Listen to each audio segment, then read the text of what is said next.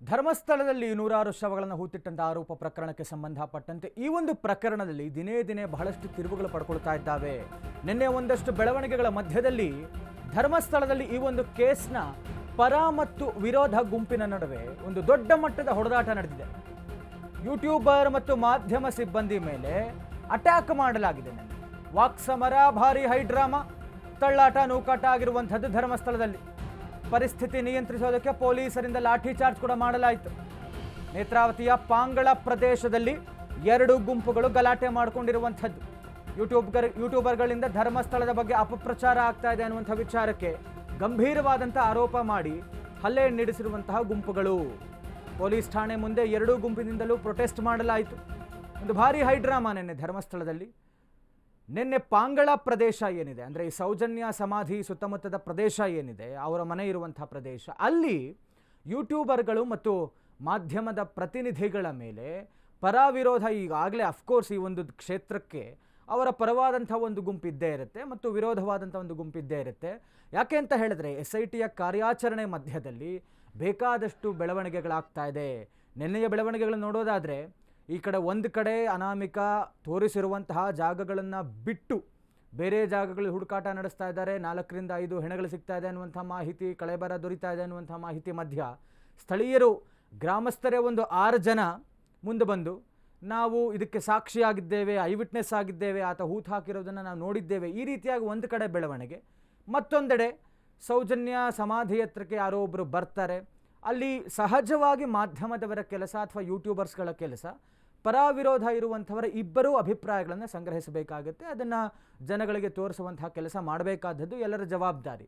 ಹೀಗಾಗಿ ಸಹಜವಾಗಿ ಇಲ್ಲಿ ಯೂಟ್ಯೂಬರ್ಗಳ ಮೇಲೆ ಇರುವಂಥ ದೊಡ್ಡ ಆರೋಪ ಏನು ಅಂತ ಹೇಳಿದ್ರೆ ಅವರ ಒಂದು ವ್ಯೂಸ್ಗೆ ಎಲ್ಲ ಸುಳ್ಳು ಮಾಹಿತಿ ಕೊಡ್ತಾ ಇದ್ದಾರೆ, ಸುಳ್ಳು ಆರೋಪಗಳನ್ನು ಮಾಡ್ತಾ ಇದ್ದಾರೆ ಧರ್ಮಕ್ಷೇತ್ರದ ಮೇಲೆ ಮತ್ತು ಅಲ್ಲಿರುವಂತಹ ಪೂಜ್ಯರ ಮೇಲೆ. ಹೀಗೆಲ್ಲ ಒಂದಷ್ಟು ತಪ್ಪು ಮಾಹಿತಿ ಹೋಗ್ತಾ ಇರುವಂತಹ ಕಾರಣಕ್ಕೆ ಒಂದು ಮಾತಾಡುವಂಥ ಮಾತಿನ ಚಕಮಕಿ, ವಾಕ್ಸಮರ ಏರ್ಪಡ್ತು. ತದನಂತರ ಅದು ದೈಹಿಕವಾದಂತಹ ಹಲ್ಲೆಗೆ ಮುಂದಾದರು. ಹೀಗಾಗಿ ನಿನ್ನೆ ಒಂದು ರೀತಿಯಲ್ಲಿ ಪಾಂಗಳ ಪ್ರದೇಶದಲ್ಲಿ ಯೂಟ್ಯೂಬರ್ಗಳು, ಮಾಧ್ಯಮ ಪ್ರತಿನಿಧಿಗಳು ಮತ್ತು ಪರ ವಿರೋಧ ಗುಂಪಿನವರೇನಿದ್ದಾರೆ ಇವರ ನಡುವೆ ಒಂದು ರೀತಿಯಲ್ಲಿ ದೊಡ್ಡ ಹೊಡೆದಾಟವೇ ನಡೆದಿರುವಂಥದ್ದು.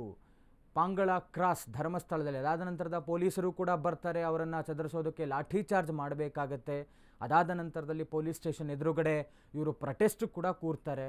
ಅಲ್ಟಿಮೇಟ್ಲಿ ಏನು ಹೊಡೆದಾಟ ಅವಶ್ಯಕತೆ ಏನಿತ್ತು? SIT ಮೇಲೆ ನಂಬಿಕೆ ಇಡೋಣ, ನ್ಯಾಯಾಂಗ ವ್ಯವಸ್ಥೆ ಮೇಲೆ ನಂಬಿಕೆ ಇಡಬೇಕಾಗತ್ತೆ, ಸತ್ಯಾಸತ್ಯತೆ ಹೊರತೆಗೆಯುವಂಥ ಕೆಲಸ ಆಗುತ್ತೆ. ಇನ್ನಷ್ಟೇ ಗೊತ್ತಾಗಬೇಕಾಗಿದೆ ಯಾಕೆ ಆ ಥರ ಯಾತಕ್ಕೆ ಯಾರೂ ಕೂಡ ಸುಳ್ಳು ಹೇಳ್ತಾ ಇಲ್ಲ. ಒಂದು ವಿಚಾರ ಅಂತ ಹೇಳಿದ್ಮೇಲೆ ಸಹಜವಾಗಿ ಪ್ರಾಕ್ಟಿಕಲಿ ಪರ ವಿರೋಧ ಎರಡೂ ಕೂಡ ಇದ್ದೇ ಇರುತ್ತೆ, ಚರ್ಚೆ ಇದ್ದೇ ಇರುತ್ತೆ. ಏನಾದರೂ ತಗೊಳ್ಳೋದಕ್ಕೆ ರೆಡಿ ಇರಬೇಕು. ಸತ್ಯ ಇತ್ತು ಅಂತ ಹೇಳಿದ್ರೆ ಸತ್ಯ ಹೊರ ಬರಲಿ, ಇಲ್ಲ ವೃಥಾ ಆರೋಪ ಅಂತಾದರೆ ಆತನ ಮೇಲೆ ಕಾನೂನಾತ್ಮಕವಾದಂಥ ಕ್ರಮಗಳು ಮುಂದುವರೆಯುತ್ತೆ. ಇದೇನು ಹೊಸದೇನಲ್ಲ. ಯಾಕೆ SITಯ ಬೆಳವಣಿಗೆಗಳ ಮಧ್ಯದಲ್ಲಿ ಹೀಗೆ ಒಂದೇ ಒಂದು ರೀತಿ ಏಕಾಏಕಿ, ಅದರಲ್ಲೂ ಕೂಡ ಮಾಧ್ಯಮದವರು, ಕರ್ತವ್ಯನಿರತ ಮಾಧ್ಯಮದವರು, ಯೂಟ್ಯೂಬರ್ಸ್ಗಳಿಗೂ ಕೂಡ ಅಷ್ಟೇ ಜವಾಬ್ದಾರಿ ಇರುತ್ತೆ. ಅವರುಗಳಿಗೂ ಒಂದು ಮನವಿ, ತಾವು ಕೂಡ ಸುಳ್ಳು ಸುದ್ದಿಯನ್ನು ಕೂಡ ಹರಡಿಸಬಾರದು ಒಂದು ಕಡೆ. ಆದರೆ ಮತ್ತೊಂದು ಕಡೆ ಅವರುಗಳ ಮೇಲೂ ಸಾಮಾಜಿಕ ಜವಾಬ್ದಾರಿ ಅಷ್ಟೇ ಇರುತ್ತೆ ಅನ್ನುವಂಥದ್ದನ್ನು ಯಾರೇ ಆದರೂ ಅರ್ಥ ಮಾಡ್ಕೊಳ್ಬೇಕಾಗತ್ತೆ. ಯಾಕೆ ಅಂತ ಹೇಳಿದ್ರೆ ಒಂದು ಹಂತದಲ್ಲಿ ಇದೇ ವಿಚಾರದಲ್ಲಿ ಮಾಧ್ಯಮಗಳು ತೋರಿಸದೇ ಇರುವಂಥ ಒಂದು ವಿಚಾರವನ್ನು, ಮಾಧ್ಯಮಗಳು ಮಾಡದೇ ಇರುವಂಥ ಕೆಲಸವನ್ನು, ಅದರಲ್ಲೂ ಸೋಕಾಲ್ಡ್ ಸ್ಯಾಟಲೈಟ್ ಮೀಡಿಯಾಸ್ ಮಾಡದೇ ಇರೋದನ್ನು ಯೂಟ್ಯೂಬರ್ಸ್ ಮಾಡಿದ್ರು. ಹೀಗಾಗಿ ಅವರನ್ನು ಕೂಡ ನಾವು ಗೌರವಿಸಬೇಕಾಗತ್ತೆ. ಹಲ್ಲೆ ಸಂಬಂಧ ಎರಡೂ ಗುಂಪಿನ ಮೇಲೂ ಇದೀಗ ಪ್ರಕರಣ ದಾಖಲಾಗಿದೆ. ದಕ್ಷಿಣ ಕನ್ನಡ SP ಅರುಣ್ ಕುಮಾರ್ ಮಾಹಿತಿಯನ್ನು ಕೊಟ್ಟಿದ್ದಾರೆ. ಸದ್ಯ ಪಾಂಗಳ ಪ್ರದೇಶದಲ್ಲಿ ಪರಿಸ್ಥಿತಿ ನಿಯಂತ್ರಣದಲ್ಲಿದೆ. ಧರ್ಮಸ್ಥಳಕ್ಕೆ ಹೆಚ್ಚುವರಿ KSRP ತುಕಡಿ ನಿಯೋಜನೆ ಮಾಡಲಾಗಿದೆ. ಅಹಿತಕರ ಘಟನೆ ನಡೀಬಾರದು ಅನ್ನುವಂಥ ಕಾರಣಕ್ಕೆ ಸದ್ಯಕ್ಕೆ ಎರಡೂ ಗುಂಪುಗಳ ಮೇಲೆ ಪ್ರಕರಣ ದಾಖಲಾಗಿದೆ ಅಂತ ದಕ್ಷಿಣ ಕನ್ನಡ SP ಅರುಣ್ ಕುಮಾರ್ ಮಾಹಿತಿಯನ್ನು ಕೊಟ್ಟಿದ್ದಾರೆ. ಪಾಂಗಳ ಪ್ರದೇಶದಲ್ಲಿ ಸದ್ಯ ಪರಿಸ್ಥಿತಿ ನಿಯಂತ್ರಣದಲ್ಲಿದೆ. ಯಾವುದೇ ಥರದ ಗಲಾಟೆಗಳೇನೂ ಆಗ್ತಾ ಇಲ್ಲ. ಆ ನಿಟ್ಟಿನಲ್ಲಿ ಧರ್ಮಸ್ಥಳಕ್ಕೆ ಹೆಚ್ಚುವರಿ KSRP ತುಕಡಿಯನ್ನು ಕೂಡ ನಿಯೋಜನೆ ಮಾಡಲಾಗಿರುವಂಥದ್ದು. ಏನೇ ಒಂದು ಯೂಟ್ಯೂಬರ್ಸ್ಗಳ ಮೇಲೆ ಹಲ್ಲೆ ಮಾಡಿದ್ರು ಮತ್ತು ಅವರುಗಳನ್ನು ಆಸ್ಪತ್ರೆ ಕೂಡ ದಾಖಲು ಮಾಡಲಾಗಿದೆ. ಅವರಿಗೆ ಹೆಚ್ಚಿನ ಚಿಕಿತ್ಸೆ ಕೊಡಿಸಲಾಗ್ತಾ ಇದೆ. ಬಹಳ ದೊಡ್ಡ ಮಟ್ಟದಲ್ಲಿ ಪೆಟ್ಟು ಬಿದ್ದಿದೆ ಅನ್ನುವಂಥ ಮಾಹಿತಿ ಕೂಡ ಬರ್ತಾ ಇತ್ತು.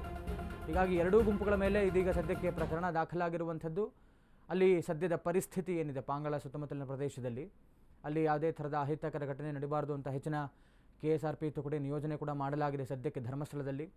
ಮತ್ತು ಎಲ್ಲವೂ ಕೂಡ ಪರಿಸ್ಥಿತಿ ಸದ್ಯಕ್ಕೆ ನಿಯಂತ್ರಣದಲ್ಲಿದೆ ಅನ್ನುವಂಥ ಮಾಹಿತಿ ಬರ್ತಾ ಇದೆ. ಯೂಟ್ಯೂಬರ್ಸ್ಗಳಿಗೂ ಕೂಡ ಆಸ್ಪತ್ರೆಗೆ ರವಾನಿಸಲಾಗಿದೆ, ಚಿಕಿತ್ಸೆ ಕೊಡಿಸಲಾಗ್ತಾ ಇದೆ. ಸದ್ಯಕ್ಕೆ ಸ್ವಲ್ಪ ಹೆಚ್ಚಿನ ಮಟ್ಟದಲ್ಲಿ ಗಾಯಗಳಾಗಿದೆ, ಪೆಟ್ಟು ಬಿದ್ದಿದೆ ಅನ್ನುವಂಥ ಮಾಹಿತಿ ಬರ್ತಾ ಇತ್ತು. ಅವರುಗಳನ್ನು ಸದ್ಯಕ್ಕೆ ಆಸ್ಪತ್ರೆಗೆ ದಾಖಲಿಸಿರುವಂಥದ್ದು.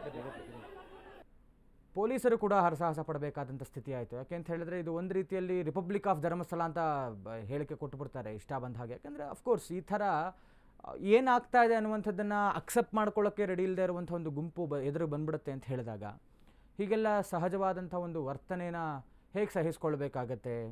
ಇನ್ಫ್ಯಾಕ್ಟ್ ಇನ್ನೊಂದು ಮಾಧ್ಯಮ ವಿಚಾರದಲ್ಲೂ ಅದೇ ಹೇಳೋದಾದರೆ ಅವರ ಪ್ರತಿನಿಧಿಗೂ ಕೂಡ ಹೊಡ್ತಾ ಬಿತ್ತು ಅನ್ನುವಂಥ ಸುದ್ದಿ ಆಗ್ತಾ ಹೋದಾಗಲೂ ಕೂಡ ಒಂದಷ್ಟು ಕ್ಲಾರಿಫಿಕೇಷನ್ಸ್ ಕೊಡುವಂಥ ಕೆಲಸವೂ ಆಯಿತು. ಆದರೆ ಏಕಾಏಕಿ ಮಾಧ್ಯಮದ ಕರ್ತವ್ಯನಿರತ ಪ್ರತಿನಿಧಿಗಳಿರಬಹುದು, ಯೂಟ್ಯೂಬರ್ಸ್ ಇರಬಹುದು, ಅವರ ಮೇಲೆ ಈ ರೀತಿಯಾಗಿ ಹಲ್ಲೆ ಮಾಡುವಂಥದ್ದು, ಹಲ್ಲೆ ಪ್ರಶ್ನೆ ಮಾಡಿ ಪ್ರಶ್ನೆಗೆ ಉತ್ತರ ಕೊಡೋಕೆ ಅವ್ರ ಹತ್ರ ಉತ್ತರ ಇದ್ದರೆ ಕೊಡ್ತಾರೆ, ಇಲ್ಲವ ಅಂತ ಹೇಳಿದ್ರೆ ತಪ್ಪಿದ್ರೆ ಒಪ್ಕೊಂಡು ಹೋಗ್ತಾರೆ. ಹಾಗಿದ್ದ ಮಾತ್ರಕ್ಕೆ ಹೊಡೆಯೋಕ್ಕೆ ನೀವ್ಯಾರು ಅನ್ನುವಂಥ ಪ್ರಶ್ನೆ ಬರುತ್ತೆ. ಈ ರೀತಿಯಾಗಿ ಹಲ್ಲೆ ಮಾಡುವಂಥದ್ದು ನಿಜವಾಗ್ಲೂ ಸರಿಯಾದಂಥ ವರ್ತನೆ ಅಲ್ಲ. ಸಾಮಾಜಿಕ ಜವಾಬ್ದಾರಿ ಎಷ್ಟು ಮಾಧ್ಯಮದ ಮೇಲೆ ಇರುತ್ತೋ ಹಾಗೆಯೇ ಈ ಪ್ರಕರಣ ಏನು ಯಾರ ಕಡೆ ಬೊಟ್ಟು ಮಾಡಿ ತೋರಿಸ್ತಾ ಇದೆಯಲ್ಲ ಅವ್ರ ಮೇಲೂ ಅಷ್ಟೇ ಜವಾಬ್ದಾರಿ ಇರುತ್ತೆ. ಯಾಕೆ ಅಂತ ಹೇಳಿದ್ರೆ ಕಾನೂನಾತ್ಮಕವಾದಂತಹ ಎಲ್ಲ ಒಂದು ತನಿಖೆಗೆ ಅವರೂ ಕೂಡ ಮುಕ್ತವಾಗಿ ಅವಕಾಶ ಮಾಡಿಕೊಡ್ಬೇಕಾಗತ್ತೆ. ಇದಕ್ಕೆ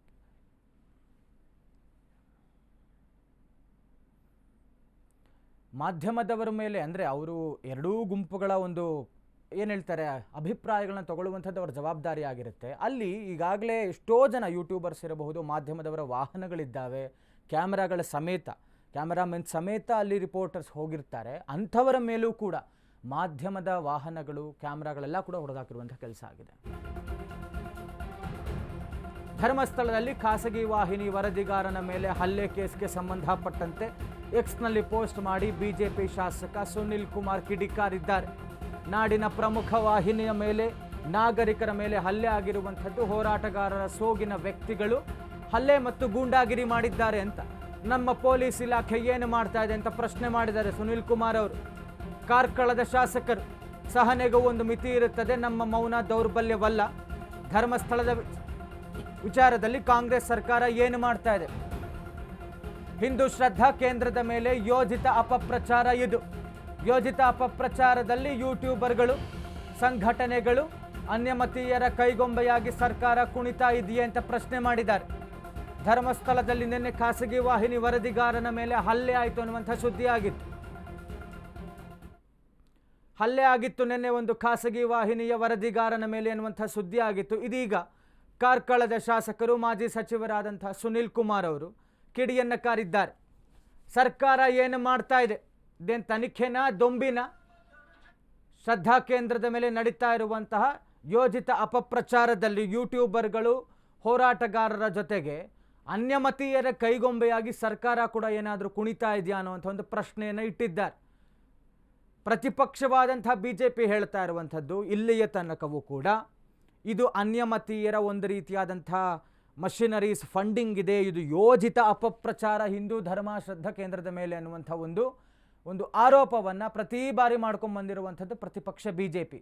ಹೀಗಾಗಿ ಇದರಲ್ಲೂ ಕೂಡ ಬಿಜೆಪಿಯ ಮಾಜಿ ಸಚಿವರು ಮತ್ತು ಕಾರ್ಕಳದ ಸಿಟ್ಟಿಂಗ್ MLA ಶಾಸಕರಾದಂತಹ ಸುನಿಲ್ ಕುಮಾರ್ ಅವರು ಕಿಡಿಕಾರ್ತಾ ಇರುವಂಥದ್ದು, ಇದೇನು ರಾಜ್ಯ ಸರ್ಕಾರ ಹಾಗಾದರೆ ಯೋಜಿತ ಅಪಪ್ರಚಾರಕ್ಕೆ ಏನಾದ್ರು ಪುಷ್ಟಿ ಕೊಡ್ತಾ ಇರುವಂಥ ಕೆಲಸ ಮಾಡ್ತಾ ಇದೆಯಾ? ಹೋರಾಟಗಾರರು, ಯೂಟ್ಯೂಬರ್ಗಳ ಜೊತೆ ಸೇರಿಕೊಂಡು ಅನ್ಯಮತೀಯರ ಕೈಗೊಂಬೆಯಾಗಿ ಏನಾದ್ರು ಕುಣಿತಾ ಇದೆಯಾ? ಅಥವಾ SIT ನಿಜವಾಗ್ಲೂ ಪಾರದರ್ಶಕವಾದಂಥ ತನಿಖೆ ಮಾಡ್ತಾ ಇದ್ರೆ ಈ ರೀತಿಯಾದಂಥ ಕೆಲಸ ಆಗುವಾಗ ಪೊಲೀಸರು ಏನು ಮಾಡ್ತಾ ಇದ್ದಾರೆ ಅನ್ನುವಂಥ ಒಂದು ಪ್ರಶ್ನೆಯನ್ನು ಇಟ್ಟಿದ್ದಾರೆ. ಜೊತೆಗೆ ಮಾಧ್ಯಮದವರು ಎಲ್ಲರೂ ಕೂಡ ನನ್ನ ಪ್ರಕಾರ ಈ ಒಂದು SIT ತನಿಖೆ ಯಾವಾಗ ಚುರುಕಾಯಿತು, ಯೂಟ್ಯೂಬರ್ಗಳಂತೂ ಈ ಮುಂಚೆಯೇ ಇದ್ದರು, ಅದರ ಜೊತೆಗೆ ಮಾಧ್ಯಮದವರು ಕೂಡ ಅವರ ವಾಹನಗಳು, ಕ್ಯಾಮ್ರಾಮನ್ಗಳ ಸಮೇತ ರಿಪೋರ್ಟರ್ಸಲ್ಲಿ ಹೋಗಿದ್ದರು. ಪ್ರತಿಯೊಬ್ಬರು ಕೂಡ ಎಲ್ಲರೂ ಕೂಡ ಲೈವ್ ಮಾಡುವಂಥ ಪ್ರಯತ್ನವನ್ನು ಪಡ್ತಾಯಿದ್ರು, ಎಲ್ಲವೂ ಕೂಡ ಸುದ್ದಿ ಬಿತ್ತರಿಸುವಂಥ ಕೆಲಸವನ್ನು ಮಾಡ್ತಾಯಿದ್ರು. ಹೀಗಾಗಿ ನಿನ್ನೆ ಆದಂಥದ್ದು ಇಬ್ಬರ ಮೇಲೂ ಕೂಡ ಹಲ್ಲೆ ಆಗಿರೋದು. ಧರ್ಮಸ್ಥಳದ ಈ ಒಂದು ಪ್ರಕರಣಕ್ಕೆ ಸಂಬಂಧಪಟ್ಟಂತೆ ಕುತೂಹಲ ಕೆರಳಿಸ್ತಾ ಇದೆ. ಕಾಡಲ್ಲಿನ 13ನೇ ಪಾಯಿಂಟ್ ಮುಂದುವರೆದಂಥ SITಯ ತನಿಖೆ. ಸದ್ಯ 13ನೇ ಪಾಯಿಂಟ್ ಸರ್ಚಿಂಗ್ ಆಪರೇಷನ್ ಪೆಂಡಿಂಗ್. ನಿನ್ನೆ ಪರಿಶೀಲನೆ ವೇಳೆಯೂ ಕೂಡ ಯಾವ ಕಳೆ ಬರ ಸಿಕ್ಕಿಲ್ಲ ಸದ್ಯದವರೆಗೂ ಕೂಡ. ಬೇರೆ ಕಡೆ ಮಣ್ಣು ಅಗೆಯಲು ಜಾಗ ತೋರಿಸಿರುವಂತಹ ಸಾಕ್ಷಿದಾರ 13ನೇ ಪಾಯಿಂಟ್ನತ್ತ ಚಿತ್ತ ಹೊರಬರುತ್ತಾ ರಹಸ್ಯ ಅನ್ನುವಂತಹ ಕುತೂಹಲ. ಆಲ್ಮೋಸ್ಟ್ ಆಪರೇಷನ್ ಅಸ್ಥಿಪಂಜರ ಕಡೆ ಹಂತಕ್ಕೆ ತಲುಪ್ತಾ ಇದೆ. ನೇತ್ರಾವತಿ ಸ್ನಾನ ಘಟ್ಟದಲ್ಲಿ ಬಹಳಷ್ಟು ಕುತೂಹಲ ಕೆರಳಿಸ್ತಾ ಇದೆ. 13ನೇ ಪಾಯಿಂಟ್ ಸರ್ಚಿಂಗ್ ಪೆಂಡಿಂಗ್ ಇದೆ. ಇನ್ನೂ ಕೂಡ ಹುಡುಕುವಂತಹ ಕೆಲಸ ಆಗಬೇಕು. ನಿನ್ನೆ ಪರಿಶೀಲನೆ ವೇಳೆಯೂ ಕೂಡ ಯಾವುದೇ ಥರದ ಕಳೆಬರ ಸಿಕ್ಕಿಲ್ಲ. ಬೇರೆ ಕಡೆ ಜಾಗ ತೋರಿಸಿದ್ದ ಸಾಕ್ಷಿದಾರ. ಇನ್ನು 13ನೇ ಪಾಯಿಂಟ್ ಪೆಂಡಿಂಗ್ ಇದೆ.